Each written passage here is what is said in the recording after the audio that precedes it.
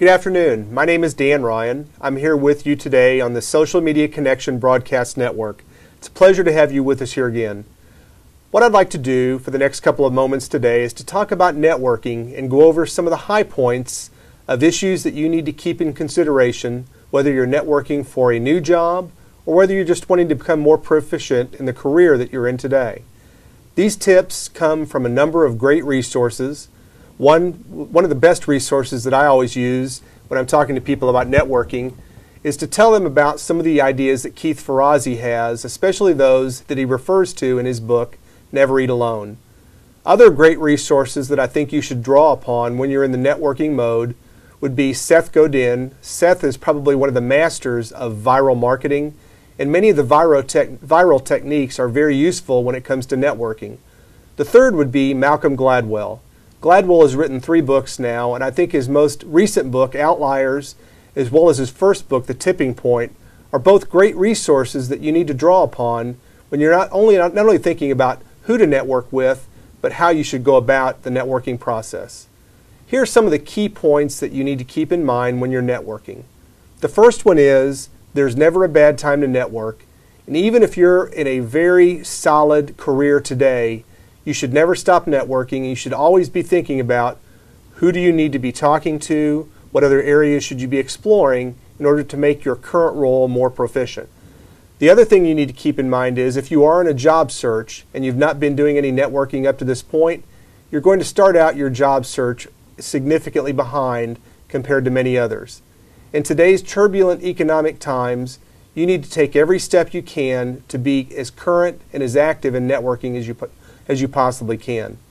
The second point is there is no one who is not a good touch point when it comes to networking. They can be friends, they can be neighbors, maybe they're current business associates, former business associates.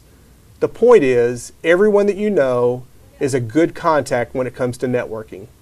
Third thing is every person, while maybe being a good networking contact, not all networking contacts are created equal. Intuitively, you know there are people that you have met in your life who have significantly more contacts than others. You need to really focus your time on the trivial few, those who have many contacts, and then also spend some time with when I say trivial many, I don't mean they're not important, but again, think about in your life, who is it that you can call upon that can open as many doors as possible. Other things to think about. Sometimes there are networking contacts that you can go to and contact immediately in one step. At other times, there may be an individual that you'd like to meet, but you don't know the person directly. Rather than making a cold call, find a way to get an introduction to that person. Because anything you can do to warm up a cold call is going to be significantly in your favor when you're trying to share with that person and also gain some expertise from them. Brings me to another point in the networking process. If you are only considering networking for your own personal gain, then I think you're going to find that networking is going to be a short-lived process for you. Networking is a give and take opportunity. You should be always asking when you're meeting with someone, what can I do for you? And not just continually asking them, what can you do for me? Another thing to keep in mind is that there are always going to be events that you should be attending in the networking process. If you work in the technology field, it could be a technology council. It could be a meeting that actually would attract technology-based leaders or individuals. The other thing is you need to have a social schedule. I live in the Nashville area, and in talking with friends in public seminars I've been doing, we always try to put together a list of restaurants that are what I would call good social restaurants. These are the kinds of places where you may go and you're going to automatically run into people who would be good networking contacts.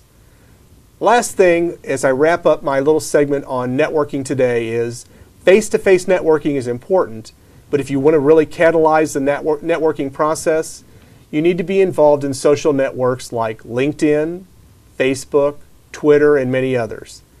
In future segments here on Social Media Connection and the Human Capital Connection, I'll be talking more in depth about how LinkedIn, how Facebook, how Twitter, and other social networks can really help you catalyze your networking process.